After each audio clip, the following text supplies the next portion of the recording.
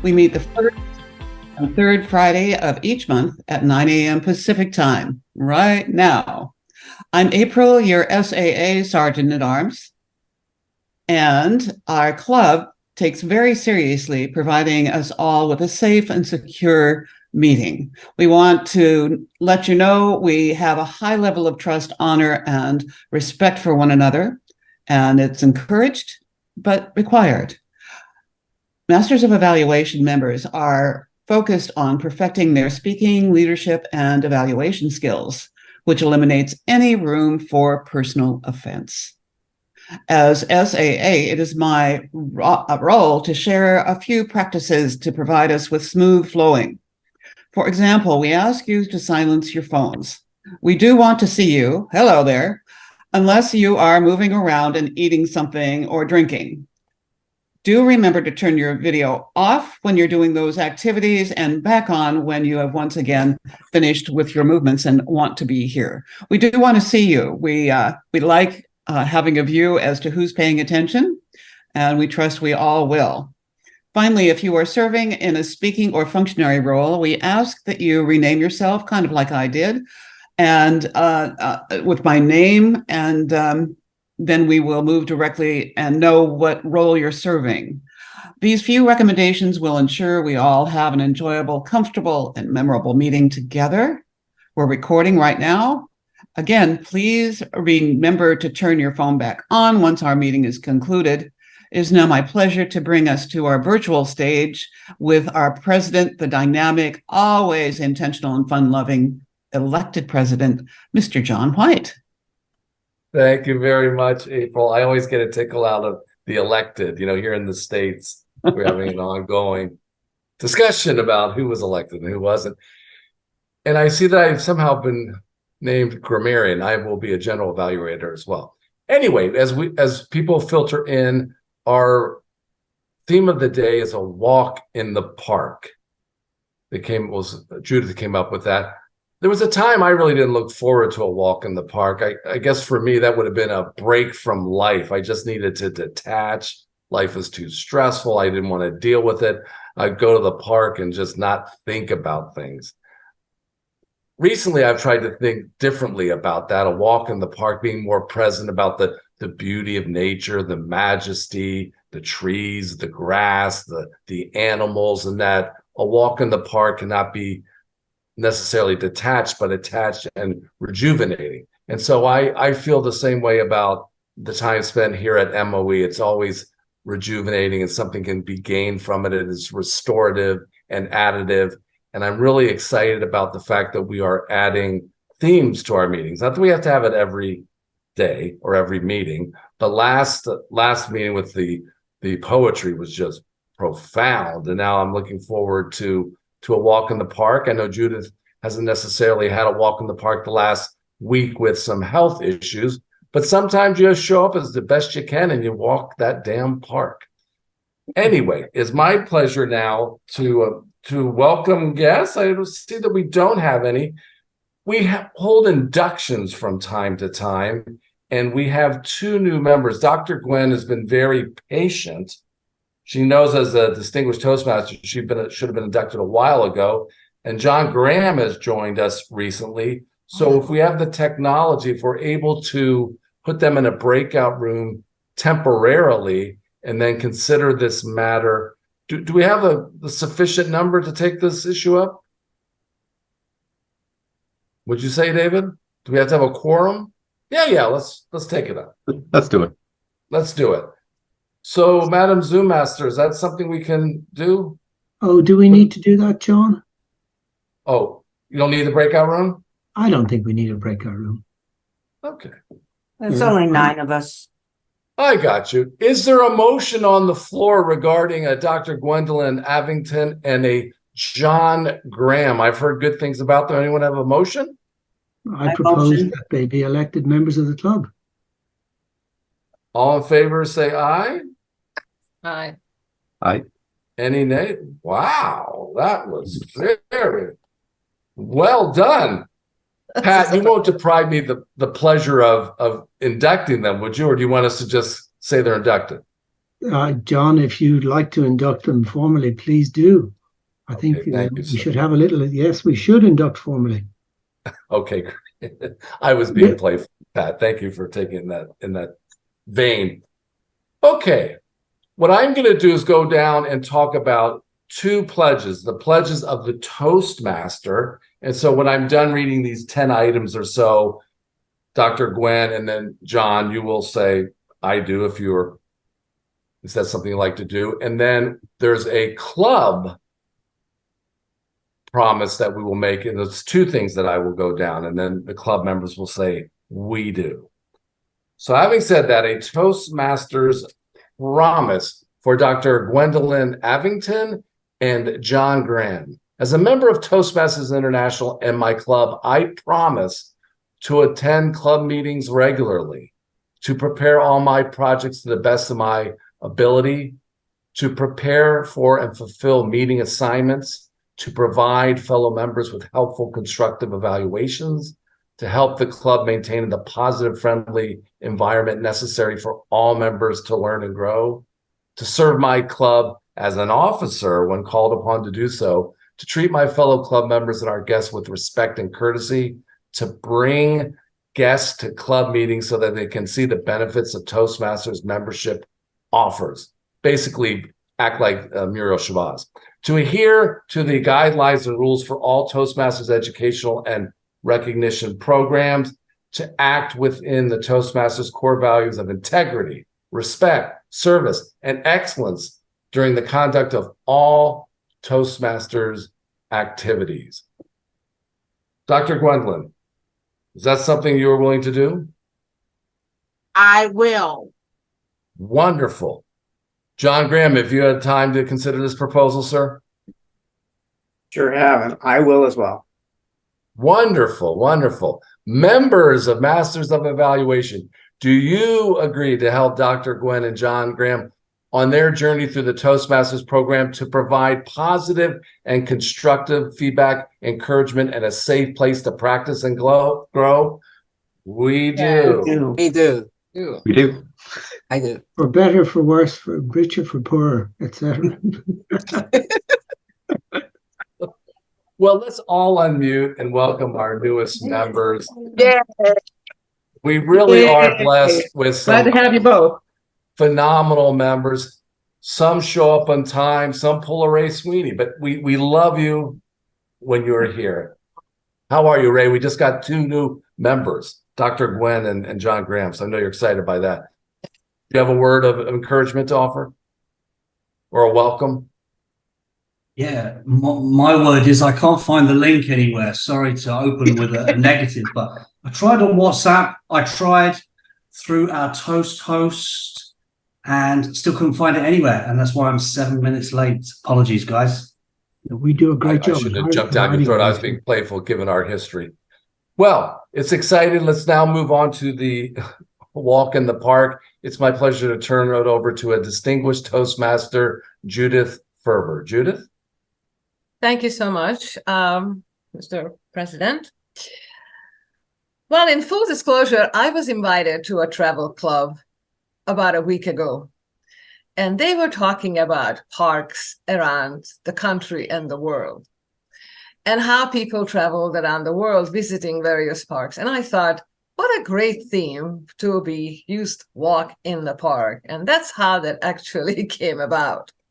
And then I thought about it, what an incredible thing. Here is my background of this famous Huntington Library and the gardens in Pasadena, which is one of my favorite places of walking in any park. This is a Japanese garden behind me, and there is a rose garden. And so it's just, we have just fabulous parks in Los Angeles. I don't know any of you who live here. Hope you visited some of them. Descanso Garden, and there are just so many parks here we can visit. And that's the theme. Walking in a park, we always feel wonderful, and every time you need a little uplifting, you can just walk in the park. And one of my favorite places, and not only that, but trees are my favorite part of the parks. I love trees and all kinds, and it's just wonderful to see this old ancient hundreds of years of trees, and it's really quite wonderful. So that is how this whole thing came about. But before I move on, there is one more thing I would like to do, because we have a couple of more people and we need Gwendolyn, would you like to be David Ryan's evaluator, since Mary Pryor is not here at this point? So let's make sure that he has an evaluator, and then we'll see what happens afterwards. I will, Madam- Judith. Yes, Madam Excuse Toastmaster, yes. Judith, we have a guest evaluator. Beverly Newton has decided, volunteered, happily stepped in to be an evaluator. Okay, so do you want? Yeah. Okay. Okay. Well, I had no idea. It's okay, Judith. Well, that's fine. I it's just okay. had no idea. So Beverly, I don't see this in my list here that she is an evaluator. Okay, all right, Beverly. So you'll be David Ryan's evaluator officially. Well, I had to take responsibility for that. When I looked on the FITOS host, there appeared to be a evaluator opening. And so Beverly had agreed to be a guest. But that's okay. It's no problem. I just had no cool. idea. Okay, cool. Thank you. So that's settled. All right, so let's move on to our meeting, and all the functionaries that seem to be here. And David will send something to Beverly in terms of his evaluator form, so she has some ideas what's Okay. going on. Okay, so Zoommaster, tell us what you are going to do. That is Sandra Savage. I am going to be spotlighting you if you are the speaker being the person presenting a speech, their evaluator, also when you are table topics master or respondent, and then each of our roles at the end. I will be spotlighting you. I have an idea. Would you be interested in having the evaluator and the speaker side by side during the evaluation? Let's give that a try, shall we? All right, sure. Why not? All right, back to you, Judith. Okay, thank you. The general evaluator, Jon White, tell us what you changed that. Okay, great. So tell us your role, please. I will be the general evaluator. After the prepared speeches and table topics, we will have the evaluation portion. As you know, that's quite involved for Masters of Evaluation. There are evaluators of the speeches. There are table topics. There are evaluators of the table topics. A Toastmaster may weigh in on what she thought about the meeting. And at the end, I'll evaluate the evaluations of the evaluations. It's an involved topic. We'll see later on. Back to you, Madam Toastmaster. Thank you. But we know you can manage all of this, John. Okay, we have the timer. John Graham, tell us about your role, and let's see the colors of your timer. Of course. I have David's speech at 10 to 12. Is that correct, David? Yes. Okay. And Mary's speech, is Mary here? No. She's not here yet, so we don't know. Okay. Do you know how long her speech is intended to be? No idea. Okay, all right, so we'll wait on that. So for David's speech, at the 10-minute mark, he'll get a green. At 11, he'll get a yellow, and 12, he'll get a red. Presuming that Mary has if she's here, she has a 5 to 7. 5 will be green, 6 will be yellow, and 7 will be red. And there are 30 seconds afterwards to wrap things up in each case. With our table topics, it'll be 1 minute at green, 1.5 at yellow, and 2 at red. Once again, 30 seconds. For our evaluators, it'll be 2 minutes at green, 2.5 at yellow, and 3 at red, and still 30 seconds to finish off. And I think that's what I'll be doing for timer group. Okay, thank you. Then we have the word of the day. Muriel, tell us what your role is and what's the word. What's the word? We used to say Thunderbird, but I don't think it's appropriate for right now. So I'm Arcana and Grammarian. So as Arcana, the purpose of the Arcana, my role would be to note words and sounds that are usually considered crutch words. Words like but, so, okay, like, etc. So I'll be making note of who becomes the Wizard of Oz if we have that today. My second role is that of Word Master Grammarian. And when I considered Judith's theme, a walk in the park, the word that just jumped out at me was the word rendezvous. What is a rendezvous? A rendezvous is a French word meaning a planned meeting or a date at a certain time or place, or an appointment, or it could be an assembly of friends.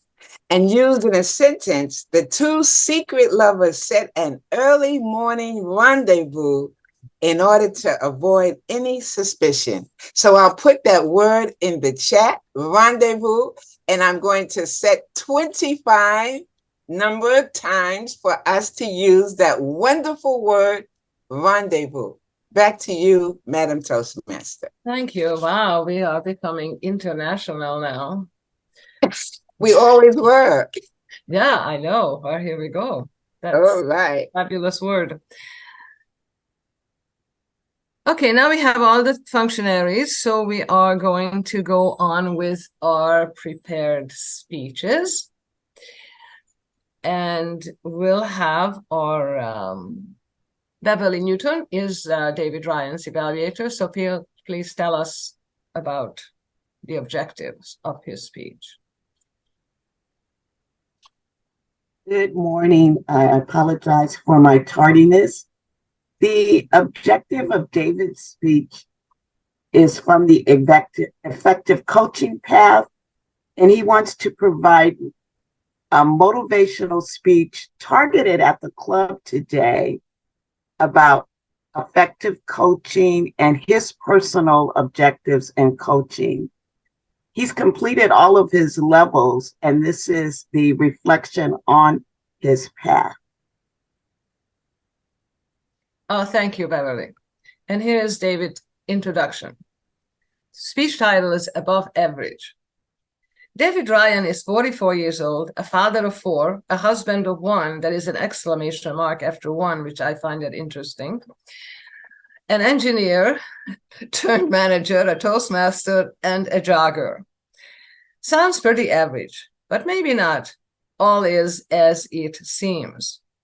In this speech, Dave will be sharing reflection on his effective coaching path and a little bit on life, the universe, and everything else why he's at it. Well, we're looking forward to this one. My personal objective for this speech is for it to be motivational, to encourage members to recommit to master of evaluation, recommit to pathways, and to sign up for roles and possibly for guests to become members. And please welcome David Ryan.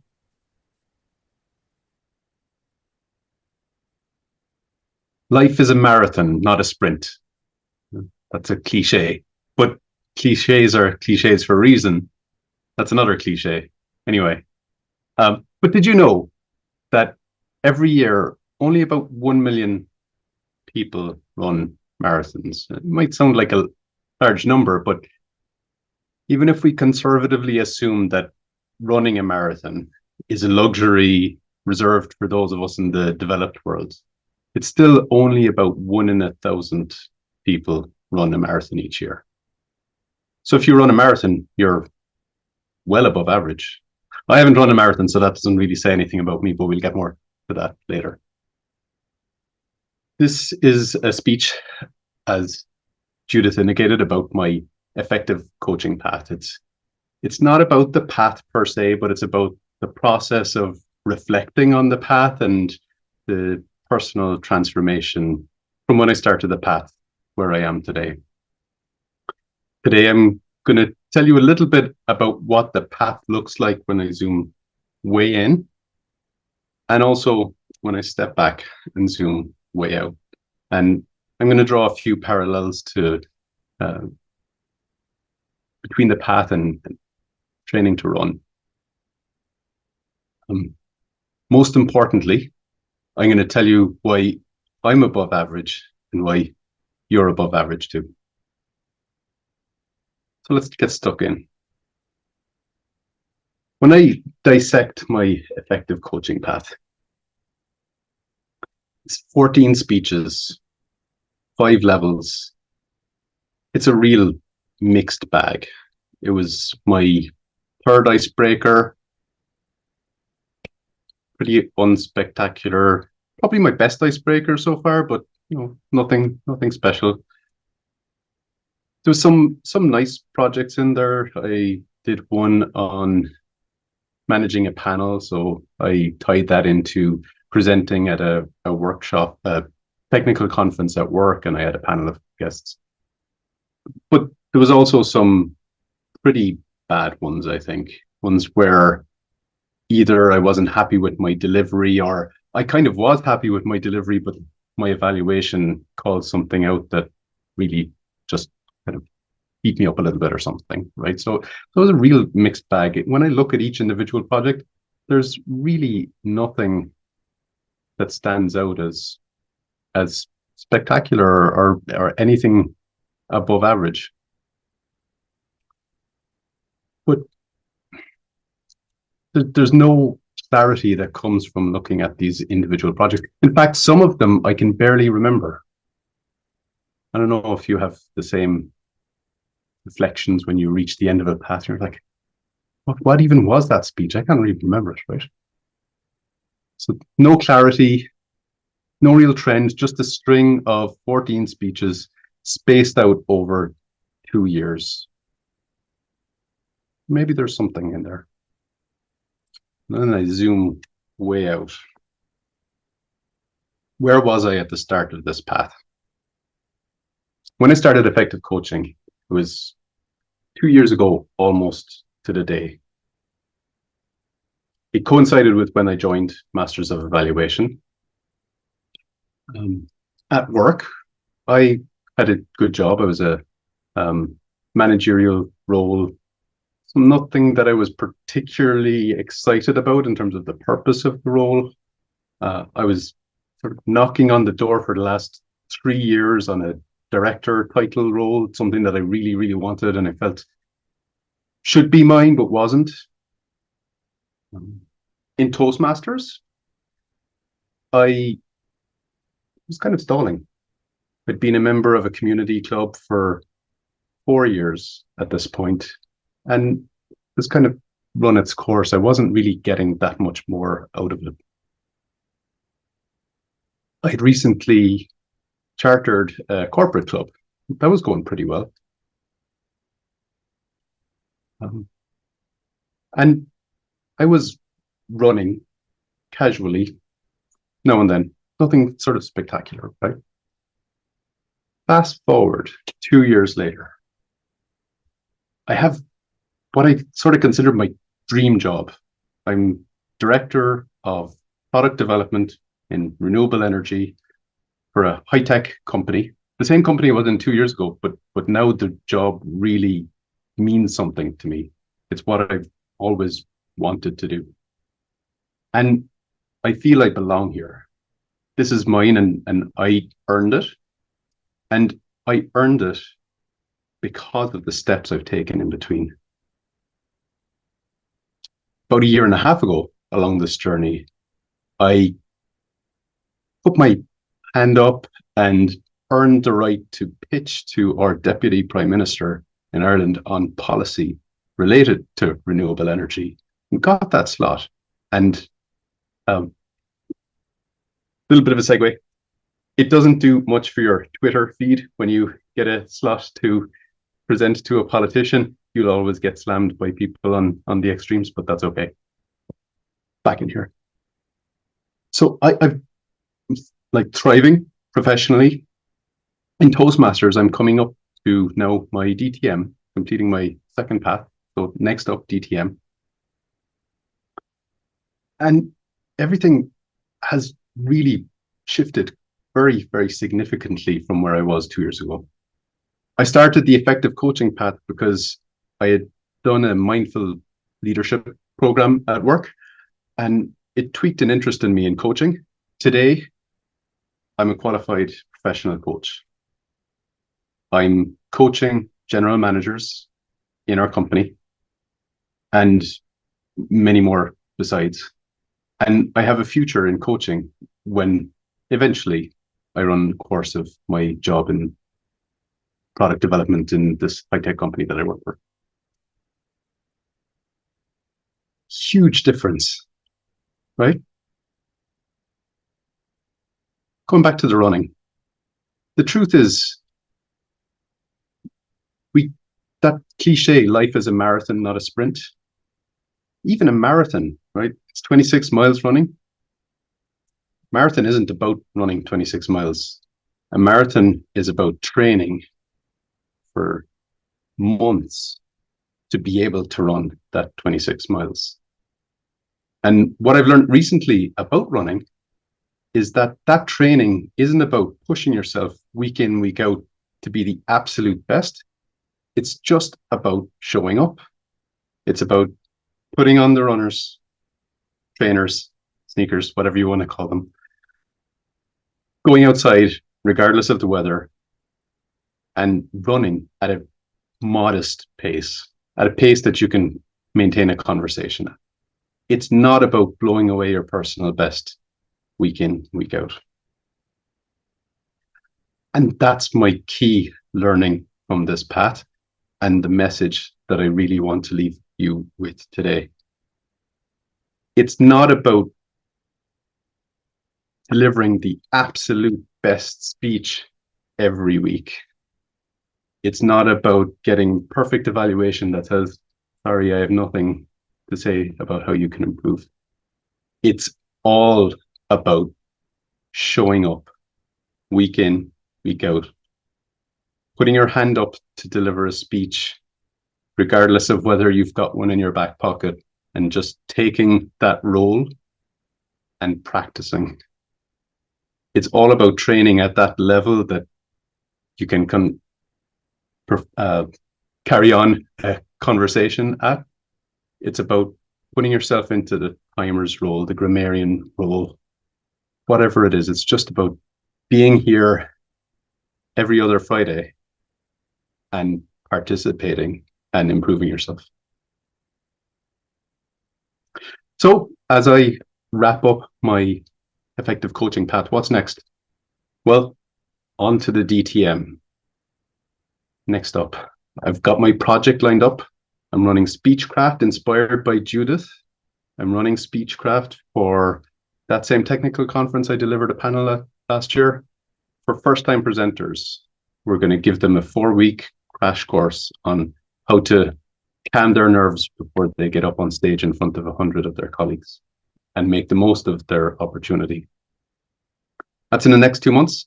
Beyond that, what's next? Continuing to show up at Masters of Evaluation and other Toastmasters clubs. Continuing to put my hand up for speeches and take roles and participate in this great club. The truth is, we are all above average. I mentioned earlier that there's only 1 million people compete a marathon each year. There's only 300,000 members of Toastmasters. So whatever it is, completing a marathon, there's a third less participate in Toastmasters, and probably even a smaller fraction again participate in clubs as great as Masters of Evaluation. Well, that's 1 in probably 10,000, maybe even 1 in 100,000 people come week in, week out to a Toastmasters meeting like this and put their hands up. We're not just above average, we're exceptional. And I encourage you to continue to put your hand up and participate and take roles at Masters of Evaluation.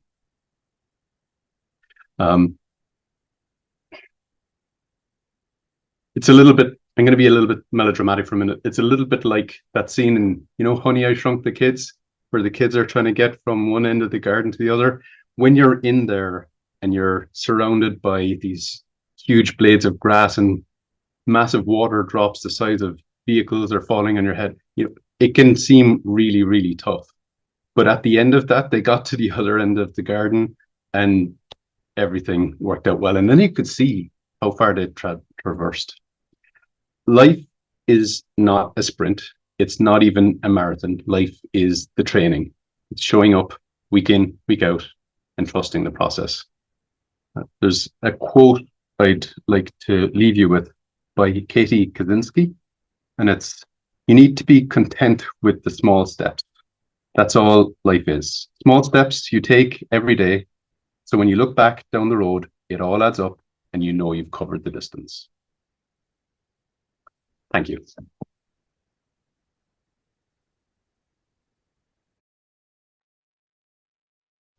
Thank you, Ryan. Then let's have 90 seconds to give feedback to Ryan. Jon, please let us know when 90 seconds is up. Thank you, Ryan. Then let's have 90 seconds to give feedback to Ryan. Our second speaker, since Mary Pryor couldn't get her internet fixed, is Jon White. And his speech evaluator is Gwendolyn. And please let us know what the objective of his speech is. Thank you, Madam Toastmaster. Jon, looks like this speech is a second time around speech for him. I was not privileged to hear the first time around. I will be looking for gestures. I will be looking for body language and content. Those are some of the things that I will be looking for from Jon. Back to you. Thank you. Well, the Jon introduction to this speech, because none of us has, maybe April, because we're not a member of Storymasters. Today's Jon is giving a revised version of a prior story he has shared with Storymasters, but this is new. This is a new story for us. Throughout the ups and downs in his life over the past 26 years, there has been one central truth in Jon's life. He loves being a dad and loves his kids. Today, he focuses on his second child, his daughter, Maya White. Please let me welcome Jon White, and he gave his speech entitled The Perfect Love, Part 2. Let's stay in a French mode here. If we get timing, please. The time is 7 to 9 minutes, so it's you disappeared from the corner, it seems. Where are you? Oh, there you are. Okay, 7, 8, 9. Thank you. So Jon, please go back into the corner. It Thank removed you. me inadvertently. Yes. All right, I guess that means I jump in between Jon's and awkward timing. Thank you, Madam Toastmaster. Good morning, good afternoon, good evening, Masters of Evaluation. It was the summer of 2013, and my daughter, Maya, was 15, which means a lot. For those of you who have had adolescent girls, it meant a lot. But for the purposes of this speech, it meant that it was no longer cool to hang out with Dad. Now, my soon-to-be ex-wife, who was an aspiring therapist, told me it was developmentally appropriate. But that didn't soften the blow. I was hurt.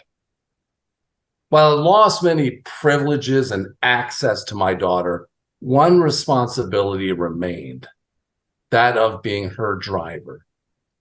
That's right, Masters of Evaluation. Before Lyft and Uber, there was a service called Dad. There was no app. You simply opened your bedroom door and screamed, "Dad, I need a ride." And so it was this afternoon. particular afternoon, I was giving my daughter a ride to the mall. It was a 5-minute drive. It was probably going to be marked by silence, but I thought, the optimist I was, maybe she'll talk, maybe she'll crack a joke, maybe we'll have an old time moment like when she was 6 or 8 or 10, when she loved me and she wasn't embarrassed by me. We're going to Forever 21 at the mall, and as I entered the parking lot, I couldn't believe my luck. There was a parking spot right in front of it. I moved quickly to get the spot, and right as I entered, my daughter screamed, "No, Dad, no, don't park there." I thought maybe I was going to hit someone. It was just so forceful. "What, Maya?" "Dad, don't park there. Park there." She pointed to a parking lot, a parking spot rather, that was over 100 yards away. She was embarrassed to be seen by me. It hurt. And to be honest, it hurt more than it should have hurt. Let me explain. Most of my life, I've been successful. I had a solid marriage. My career was going well, and I was a loved dad. And I was in a crisis, sort of an existential crisis, where many of the things that I identified myself as were falling apart. My marriage was falling apart. My career wasn't going well. And so, unfairly to my kids, I held on to the one thing that worked, being a parent to my kids. But it was in the adolescent years. And so my life felt like it was about to just break into a million pieces, and I'd never be able to scoop them up and reassemble them into a meaningful life that was worth living. Lord Tennyson has a famous passage where he says, "It's better to have loved and lost than never to have loved and all." And I wish he was still alive, or I could have talked to him, because I'd have said, "Lord, how about this? Having loved and lost, how are we to love again?" In that moment, I felt unlovable. Was I still capable of love? Well, I'm happy to say that I weathered that storm, and in large part because of the relationship I've had with my daughter over the years. I still can remember when she was young, her crying when I went off to work. It just broke my heart. And 10 hours later, I would return, and I'd open the door to the house, and I'd hear her running down the long hallway screaming, "Daddy's home, Daddy's home." And she'd jump into my arms. I can still feel her body, her sweet cheeks, and her curly hair rubbing against my face. Made me feel like $1,000,000. As she got older and became aware of the outside world and how other dads act, did she realize I was different than most dads? I was loud, I was opinionated, I had to be the life of the party, and she loved me just the way I was. Her love was always unconditional. Even with our family, I was married to an African-American woman, and my kids favor her, so my pinkish beigeness stuck out amongst the beautiful brown skin in my family. She'd always say to me when she'd get close to me, because my large fissure, say, whoa, Daddy, you have a really big red nose. Or she'd say, Dad, you have a huge bald head. And then to reassure me, she'd say, but not in a bad way, Dad. And she meant it, because that big nose and that big head belonged to her dad, and she'd always loved me. Even in adolescence, that debacle at the Forever 21 parking lot, she saw how much it hurt. And I was driving home from dropping her off, and I got a text from her. The text read, Dad, I'm sorry about the parking lot situation. I love you, Dad. And I know you love me too. But right now, Dad, I need you to love me from over 100 yards away or more. What else can you expect from an adolescent girl who was dealing with so much more than just trying to make sure dad was doing okay. Adolescence is tough. I can remember that. And she was dealing with a lot, including the deterioration of her parents' marriage. Well, as Maya grew older, she became more engaged with the world, and I had less opportunities to interact with her. I was always grappling to find those ways. It hurt. And so we came up with a hike at Fryman Canyon. Now, Maya's not a hiker, so I knew she was doing this just for me. And every time we would go, I'd be so geeked and excited, and I'd have to just give myself a pep talk to calm myself down. John, you're too excitable. You're too enthusiastic. You're too much energy. And that can be irritating to a 15, 16, 17. You get the idea. You're irritating to your daughter, John. So I would just be quiet, and we would, two of the most talkative people outside of this walk would just walk and enjoy each other's company. And because of where I was in my life, sometimes I would just tear up, and I'd want to tell her how important this was to me. But I didn't want to ruin the moment because they're fickle. So it's just something that I would enjoy. Well, flash forward to current times. Maya has now gone to college and graduated, and she's my roommate still, but she got a job, and recently she got a promotion. And there's going to come a time where she's going to move out. The other day we went back to Fryman, and we were coming to the end of our walk, and I took a familiar left in the parking lot, and it dawned on me, someday soon, she's not going to take that turn with me. She's going to go straight ahead into the rest of her life, and it's going to kill me. She'll be fine, but it'll kill me. But I told myself, John, you'll be okay. And you know why? It's better to have loved and lost than never to have loved at all. It's best to have what I have, a love that can never be lost. And that's what I have with my daughter, Maya Elizabeth White. I love you to death, and I will always park my car where you need me to park it. Back to you, Madam Toastmaster.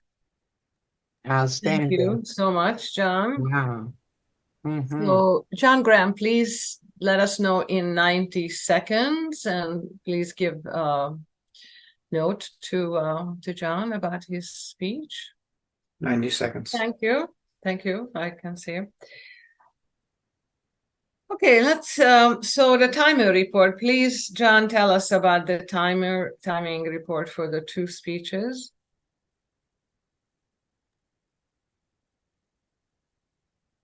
It's wonderful. But every time I go back and forth, my hand gets lowered automatically. So I apologize for that. We had David or Ryan. How do you like to be called? Yeah, David or Dave. David. Okay, good, David. Okay. 12 minutes, 4 seconds. Perfect. Perfect. And for John, we have 8 minutes, 52 seconds. Another perfect speech. So that's my timing report so far.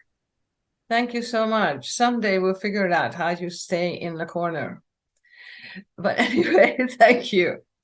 So we're moving right along in our walk in a park. We'll have our table topic session, and that is Pat Caseland is our table topic master. Pat, the floor is yours. Thank you, Madam Topics Master. Well, I've had No, an you are the topic master. I am. Oh, Madam Toastmaster. My apologies, Judith. My apologies. I'm the Topics Master. Let me bring my microphone a little closer so that I can ensure that you all hear. Following our theme of in the park, my topics are going to follow that. And it's going to focus on perhaps getting the word rendezvous a little bit more into use, because the park can be a rendezvous.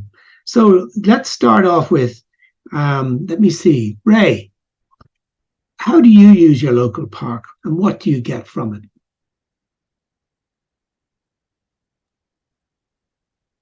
Pat, how do I use my local park and what do I get from it? Interesting question.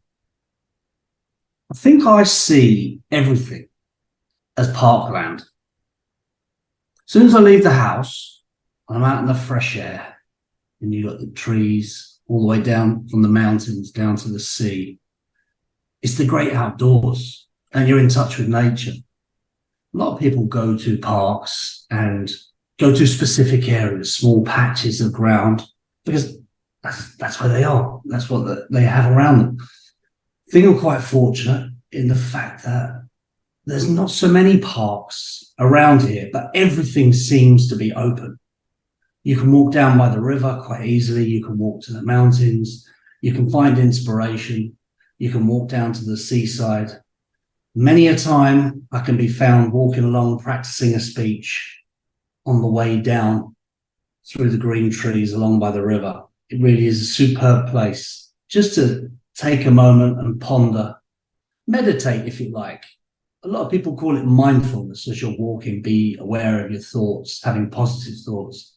But I think parks, parkland, mountains, sea, all of those things, they inspire us. They inspire us to have these positive thoughts and get out into the great outdoors. Back to you, Pat. Thank you very much, Ray. Now, let me see. What about Gwendolyn? Gwen? Do you meet people you know in the park, and do you stop to talk to them? Is the park a rendezvous for you? Thank you, Mr. Table Topics Master. The park is a rendezvous for me, but not for meeting people that I generally know. I love people watching. I love to meet people that I don't know because I learn interesting things about them. I learn about their pets, their children, how often they come to the park, what they like about coming to the park. Oh, look, the ducks are out and I'm feeding them. Why do you do that? And what it means to them to have a place of solace to go and just reflect, walking around the park, seeing the greenery, being able to hear the birds chirp in some instances. This is what I like to do, not necessarily looking for someone I know, but those golden nuggets that I find in people when I have my walk in the park, rendezvousing with all those different personalities, all the different people and the things that I learn and take away to enhance my day. Back to you, Pat. I want to know where your park is, Gwen. Now, April, what's the most unusual encounter you've had in the park? Thank you, John. Thank you, Pat. My rendezvous is coming up. It's not tomorrow, but it's next Saturday. I will be at the Hermosa Beach Park from 1 to 4, probably. I am going because it's like the Tale of Two Cities starts the best of times, the worst of times. The worst part is, the reason I'm there is because I'll be going to a memorial service for my dear friend's husband, who was tragically killed in a parking lot accident 2 months ago. I will be there for my dear friend, Carol, the wife, who has taught me how to play the harp 25 years ago and has been the one who saw me through recovering from my own husband's death 9 years ago. And also I helped her with her recovery from breast cancer, which I'm so damn glad didn't take her from me and from the rest of her large family. I will be going to the park. I know this park. I've been there for various situations, but never a community embracing the memory of her beautiful husband, owner of a local music store. All the kids from the neighborhood get their band instruments from this enterprise. This man, Patrick, would always say to me, "Hey, dude," and I loved it. He was a tall, lanky, fabulous guy with a big heart. And even though COVID was about, we would share a hug. I miss him. I will be there for Carol. to support her in her worst of times to the best of my ability. That's what my walk in the park is going to be ahead. It's going to be some rendezvous with probably close to 500 people for the same reason I'm there, to celebrate Patrick. Thank you, Pat, for allowing me to share. Well, thank you for sharing that, because it is a beautiful way to go to the park, a sad way, but it's a beautiful expression of friendship that you shared with us there, and thank you for that. Beverly, are you ready for a topic? Yes. What's the biggest disaster you've had in the park?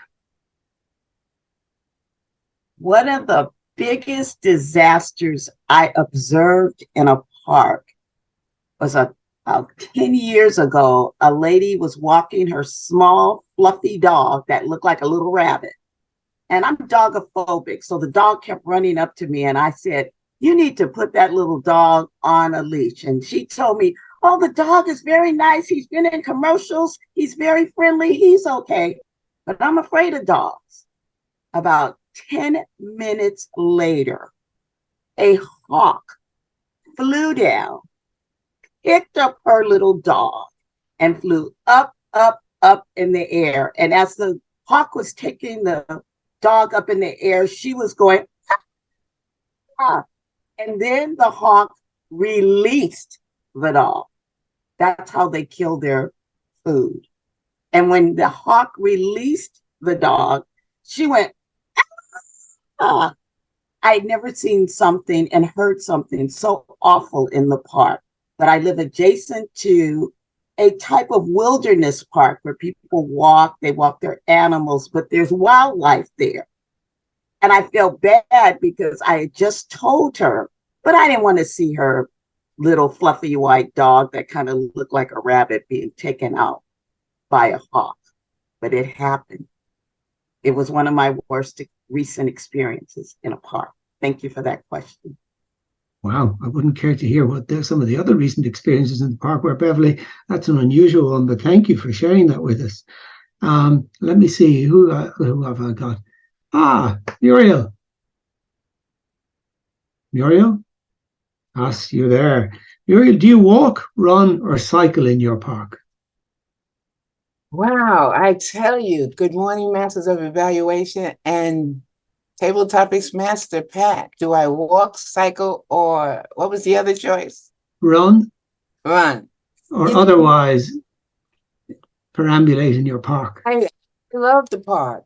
I used to go to the park like Ray and meditate.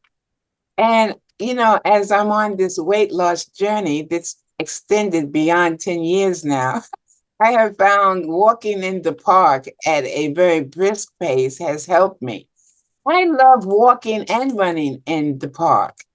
I love the trees, particularly the big trees.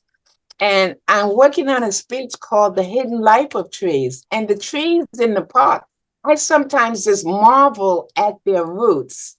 I go up to the tree and I hug them because I feel like there's such great energy, because trees communicate with other trees. And I'm always thinking to myself, what is this tree thinking? I'm just a lovely, wonderful lover of the park, running in the park, walking in the park, especially being able to see the trees, to experience the trees. And like Gwendolyn said, I just love watching the people. I am a people watcher. So walking, running, being in the park is a wonderful time for me. And thank you for that question. Back to you, Mr. Table Topics Master. Well, thank you for that. It's, I guess you'll find trees and parks. Sandra, what's your going to the park routine? Or do you have one? Oh, I'm so glad you asked me that, because you've had so many great questions about parks and I've had answers, and your question fits in perfectly. Many years ago, I was working at a restaurant and I was a teenager, but I had my driver's license. And my routine on the weekends was to drive from Minnesota over to South Dakota, sit on the cliff of the Badlands, and in my car, I'd be blasting off of, I'm sure it was an 8-track cassette, either in Moody Blues or Pink Floyd as the sun came up in the Badlands. And it's much like the Grand Canyon. It's very majestic. I would not rendezvous with anyone. This was a solitary experience. And I had the routine, and I'd sit and I'd watch the sun came up. One time, however, I forgot to turn off the lights on my car and I had no battery. But the other half of my routine was not calling AAA, but it was going to Wall, South Dakota, and eating at a specific restaurant. And then I would drive home, crash for the rest of the afternoon, and go back to work the next evening. So that was my routine, waking up or enjoying the sunrise, sitting on a cliff, playing Pink Floyd on an 8-track cassette. Thank you. That sounds like a beautiful way to enjoy the park. John Graham, do you enjoy the park in a rendezvous with others, or do you go on your own?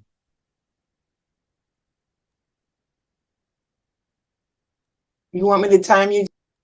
No, I got it. Okay, cool. Thank you for the question. Do I enjoy running in the park by myself or with others? Is that the question? Do you enjoy the park in a rendezvous with others, or do you enjoy it on your own? I enjoy rendezvousing with nature. And I usually do that on a run. You know, I'm running to the park. I'm looking at the birds. I'm listening to the sounds. I'm feeling the air. I'm smelling what's around me. So my rendezvous is with nature. You know, there's sometimes where I do a run other places rather than the park. So I may be like at the beach, but it's the same rendezvous with nature. I hear the ocean. I smell the salt. I feel things around me. I get the sand through my toes beneath my feet. Those are my rendezvous moments in the park and at the beach, rendezvousing with nature. Thank you. Thank you very much, John. I am going to bring our table topic session to a close with those wonderful replies and interesting insights into how different people have had different experiences in the park. Thank you for the theme, Madam Topics Master Judith. When I looked at it, I said to myself, I'm wondering what I'm going to get out of this, but ask the questions and you get fantastic answers. Thank you very much, everyone. Thank you so much, Pat. And this is our end of our speaking session. And now we're going to go into an evaluator. So let's welcome our general evaluator, Jon White, to the stage. Thank you very much. Give it up for Judith, the wonderful Toastmaster session, a great first half of the meeting, and a great theme. Way to exploit that, Pat. We are now on to our first evaluator. I'm trying to look at my notes. Beverly Newton, you are our first evaluator, correct? Correct. Correct. Now, are you a distinguished Toastmaster? Or you just act like one? No, thank you. No, I'm An not. aspiring distinguished Toastmaster. What is your designation? I'm in the team collaboration path, level 5. Okay, and I do know this. She's too modest to say this. Last year, she won the best evaluator in District 1. Yeah.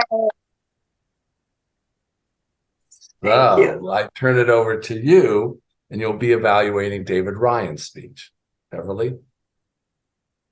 Thank you, Mr. General Evaluator. David Ryan, it was my pleasure to share in the reflection of your path in motivating us today. I want you to know that I am the person on the sideline at the marathon handing you a glass of water to help you move forward on reflecting on your path. I loved your title, Life is a Marathon. It's a phrase that I see at least once a week. It's a great motivational term that reflected what you were talking about, moving along on a path of effective coaching. You said that you really couldn't remember what speeches you had, but you kept going in your speech like you were summing up what you thought you did and reflecting on the mixed bags of those speeches that you couldn't remember. I'd like to share one item with you if I have screen sharing capabilities, because if you're reflecting on that path, it would have been nice to talk a little bit about those speeches, the ones that were good, the ones that were bad. You described them as a mixed bag and that you were not always happy with the delivery. But when you're running a marathon, it sounds like you have to stay in your head. You have to talk through the things that are pulling you back. You gave us a little reflection of that when you said that we are all above average, a great way to get us in on your run. You know, when you're running and when you're moving on a path, you think about a lot of things that are on the sidelines and you're always focused what's ahead. You said you did not give the absolute best speech, but you did show up. That was the best thing I heard. And I was like, I'm motivated. Training is just about showing up. And you said that. I want you to know that I'll be at the end of that marathon with you. I want to sign your bib. I want to see you get to that end and rendezvous with you. Thank you for allowing me to evaluate your motivational speech on effective coaching. And as you said, practice, show up, and move on. Thank you. Thank you very much, Beverly. Our grammarian, I think Beverly maybe got us to 20 with that rendezvous. You're absolutely right, Mr. President. We're beyond 20. Thank you. Wonderful. I guess we're increasing our target to 30. Beverly, if you can share, please, that would be great. And we are now on to our second evaluator, the recently inducted Dr. Gwen, who will be evaluating me. Gwen? Fellow Toastmasters and Jon especially. Wow is the first word that I will say to you. You had me at the phrase, better to have loved and lost than never to have loved at all. You took us on a rendezvous with yourself and the love of your daughter, a reflection of what that looks like. I appreciated the fact of talking about how teenagers, how they change and how you have to move and pivot in that change with them, because it is a different ideology. I love the fact that you said a new service, not Lyft, but a new service called Dad. We have all known that place. But then you did something that surprised me. And thank you for that. I thought that you were going to go off into humor, but you didn't. You jerked at our hearts in such a way that you had us hooked, and we were right there at the edge of our seat. I looked around at the audience, and we were all waiting for the next thing that you had to say about this relationship with Maya. All of us could relate to what you were talking about if we have teenage children. You were passionate, relatable. The pain was palpable in the 100 yards parking away, especially. It was phenomenal to see how you use your skill to draw us in and keep us there. I have so much more that I would like to say to you, but I always like to make sure that I leave people with one area of improvement. That one area I found with you was hand gestures. Your hands were lower. I could see the tips of your finger, but they weren't up here where I could see them. And when you made certain statements about how I was hurt, my heart was hurt, maybe doing something such as that to bring us further into your plight and your experience. I really appreciate it most in your speech, the ending. Maya, you addressed your daughter as if she was in the room. I love you and will always park my car where you need me to. I almost cried because I've been there, done that. Thank you so very much for your speech. Back to you and General Evaluator. Thank you very much. Did Jon White, the speaker, say that was beautiful? I wish my speech was as good as that evaluation. Wow. Wow. Thank you. You were recently inducted, right? So you're staying with us at least another 6 months or 8 months. Yay. We are now on to the table topic evaluator, LD4, Ray Sweeney. Mr. Sweeney?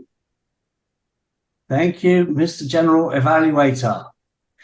Did we all rendezvous in the park, or are we all barking up the wrong tree? I think the start was fantastic. Pat, let's have a look. You hit us with a little sound check at the beginning. I thought that was very thoughtful of you, and it worked because hearing was a little bit difficult. So you did that well. I love the way you're always so prepared for table topics, or any role you take for that matter. It's all in the preparation. The people who answer the table topics, you left me with a word that I'm going to summarize, but I'll also give you some details. So there's one word takeaway from each person. Gwendolyn, I thought your word was upbeat. Yeah? People watching. She likes meeting strangers. Be careful for that one. Dogs, ducks, and golden nuggets of information. Superb. April, your word was touching. We felt you. For Carol's memorial in Hermosa Park. You shared that with us, and the whole group felt it. But what was nice was the tall, lanky, huggable bloke that you got hold of at the end.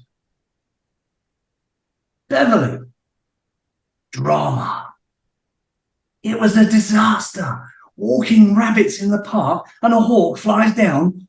Wow, had us on the edge of our seats. Is this a movie topic?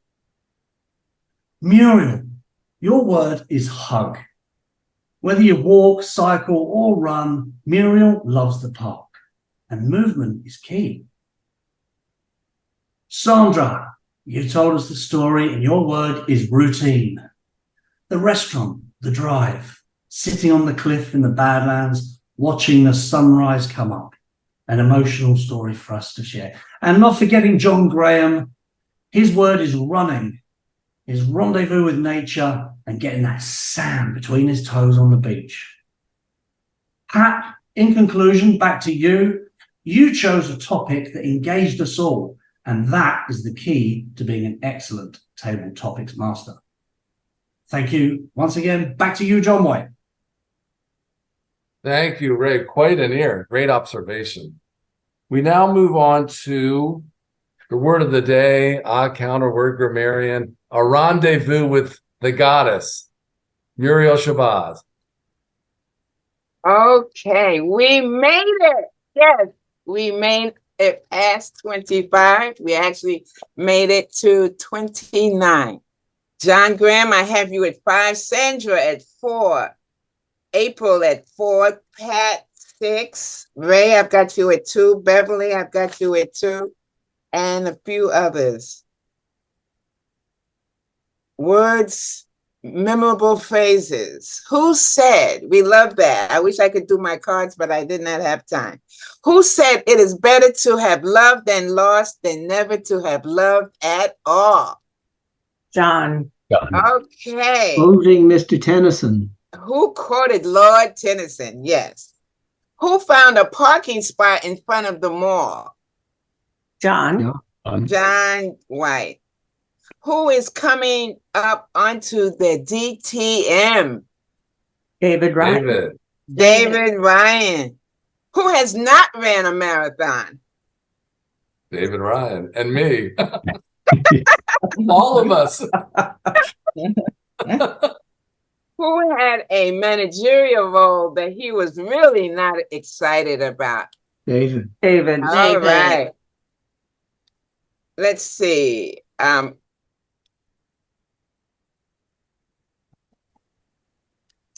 Who sees everything as a park?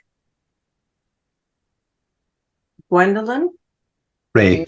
No. Who sees everything as Ray Sweeney? Yes.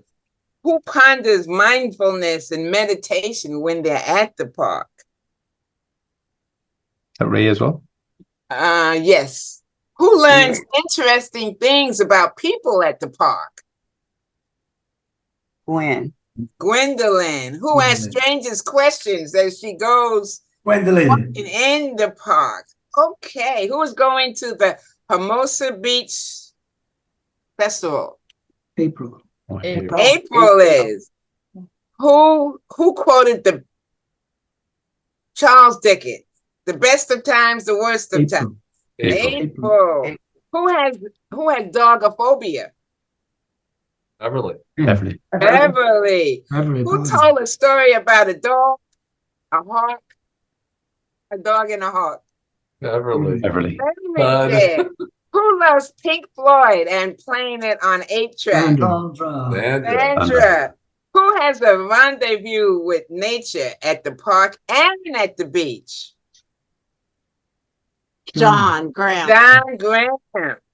Who is at the marathon handing out water? Beverly. Beverly. Who says practice, show up, and move forward?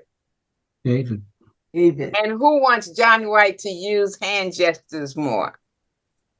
Gwendolyn. All right. Back to you, Mr. General Evaluator. Well done. Well done. My thoughts on the meeting.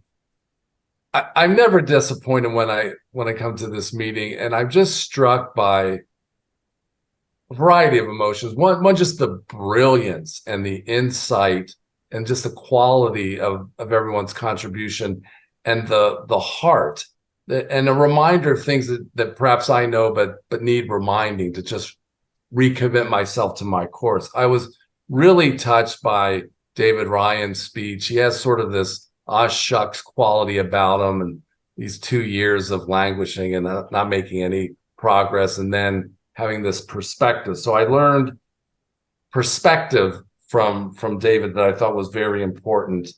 Also, I got ahead of myself. Setting up the meeting, I want to tip my cap to recruitment. Muriel Shabazz, there's always filling in spots from outside sources. She's like a general manager of the Dodgers or the Yankees, and she can always go into access some other team, make a trade, and get someone to fill in. Judith, flexibility. You have to do what you have to do. And I would say that's great qualities we have to be flexible. But I'm also reminded of Ray, who spoke about the power of preparation. Yes, unknown things will happen, but if we can do everything to be prepared as best as we can execute our role at the highest level. April, I really, or David, the other thing I liked about your perspective was the showing up. I don't know about you, but whether it's imposter syndrome or perfectionism, or always wanting to be the A-level John has kept me away when I'm feeling a level B or C and I'm not good enough. And really, as you get to a certain point, you realize it's about showing up regardless of what level you are, and that you will contribute something worthwhile. And the competitive side of me says you'll have more A days by showing up. And so there's something powerful about that, Dave. Your reflection, and then also you're giving yourself credit. I don't think that's something that you often do. And so I was very proud of the progress you've made and where you are in your life. And I know you're very busy as a father, so I just love you at all levels. Gwendolyn, maybe it's because it was my speech. Boy, what a tour de force, just the presence you had and the way you spoke it, and you talked there's just structure and a presence, and you talked about pivoting and changing. things that don't come easy to me. And it's just something that we have to do. Talk about jerking at your heartstring, and the pain was palpable. Those phrases. Sometimes you just get certain gifts from this meeting to stay with you for a day or perhaps longer. And Ray, I like that your hearing, you were so observant and you could characterize each person's response in a singular word, whether it was melodramatic or whether it was emotional or what have you. So just a really great meeting. I'd like to have a few more people attend, like us to show up a little earlier and have the agenda filled and for not to be technology issues, but we do the best we can. And I'm very blessed and thankful that I showed up today. So with that, I will turn it to the other Jon. No. Jon, I guess we don't have time to talk about that. That's an inside joke. Mr. Graham, would you share your timers report? Yes, Johnny, was it? Johnner was what Johnner, that was it. Okay. My nickname that I shared with only you.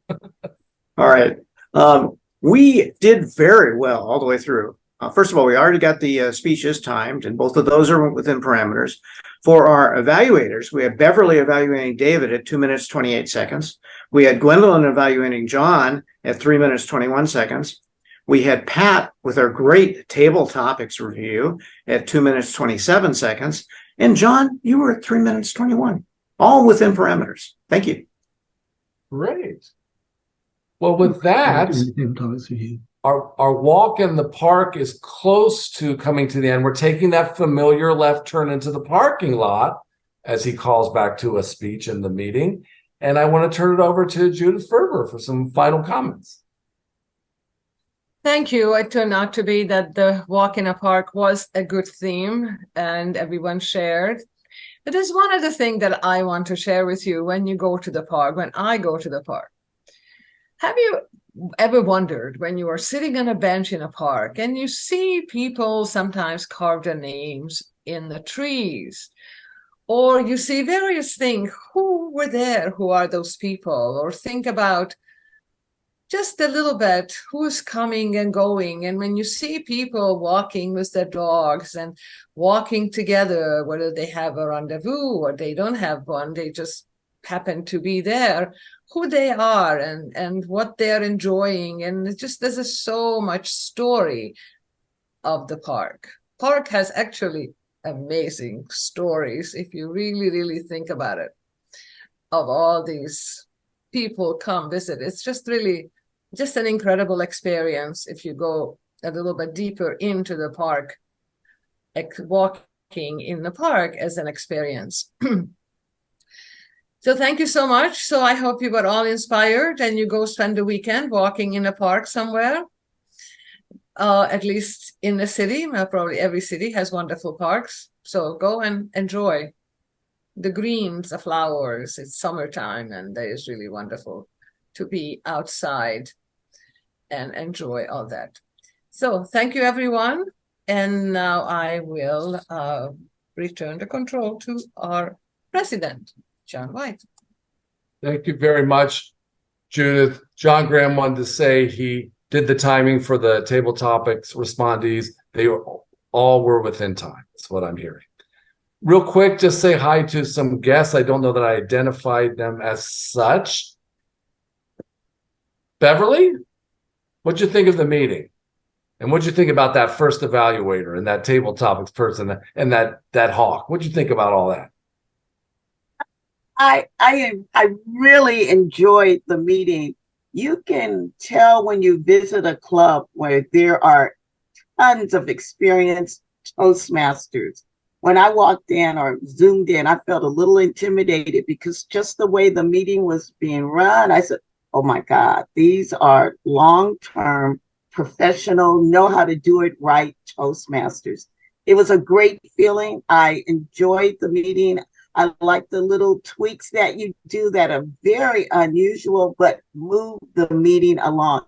Everyone's addressed the theme, and that makes the meeting feel a lot more cohesive. I really enjoyed the meeting.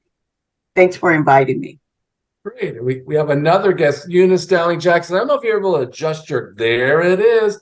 You're a friend of Mural, I imagine. I'm Team a friend of just about everyone that's on here, and I Team Savant. absolutely love the background. I'm sitting here saying to myself, gee whiz, everyone seems to be either in the park or they got their backgrounds up looking so nice. I was just enjoying. Beverly, I was actually visualizing myself walking down that pathway behind you. And then I would take a turn for the beach where Sweeney is. So thank you very much. And I actually text Muriel and she says, I'm on at evaluations. I said, oh my gosh, I forgot. So then I jumped on. Thank you. Great to see you again. Thank you so much. That's the other thing Muriel does. She's a multitasker. She's being in the middle of a meeting never stopped her from conducting other business. All right. You have anything else? Anyone else want to chime in or share something? If not, we can go on to our schedule for next week. Sandra, you want me to